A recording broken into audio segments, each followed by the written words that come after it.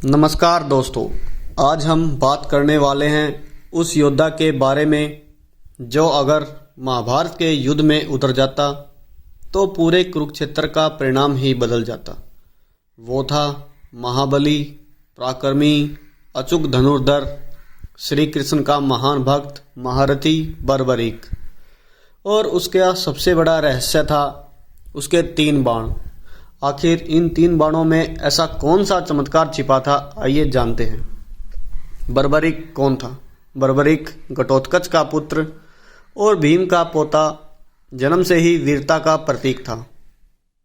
बाला रूप में ही उसे भगवान शिव से 3 अद्भुत बाण प्राप्त हुए और माँ से सीख मिली, हमेशा कमजोर पक्ष का साथ देना।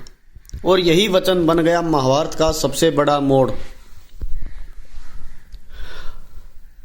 3 बाणों का रहस्य। अब सवाल ये 3 ही बाण, इतने बड़े युद्ध में सिर्फ 3 बाण कैसे जीत दिला सकते थे? लेकिन यही था इन बाणों का चमत्कार। पहला बाण उस लक्ष्य को चिन्हित कर देता था जिसे बर्बरीक मारना चाहता था, चाहे वह एक योद्धा हो, एक रथ, एक सेना या पूरा युद्ध क्षेत्र। दूसरा बाण उन सभी चीजों को चिन्हित कर देता था जिन्हें बर्बरीक नष्ट नहीं करना चाहता था।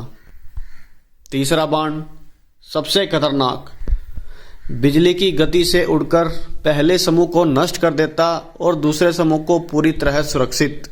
यानी बर्बरीक को पूरा योद्धा जीतने के लिए सिर्फ एक बाण ही काफी था, क्योंकि एक बार निशाना लग गया तो पूरा शत्रु पक्ष पलक झपकते ही समाप्त।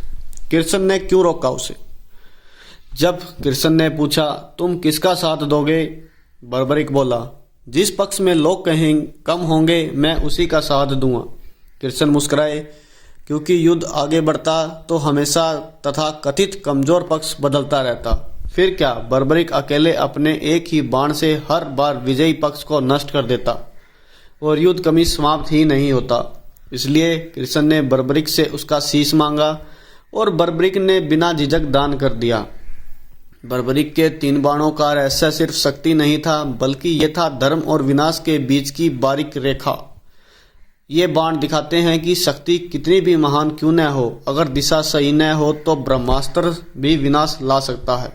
तो दोस्तों, ये था बर्बरीक के 3 बाणों का रहस्य।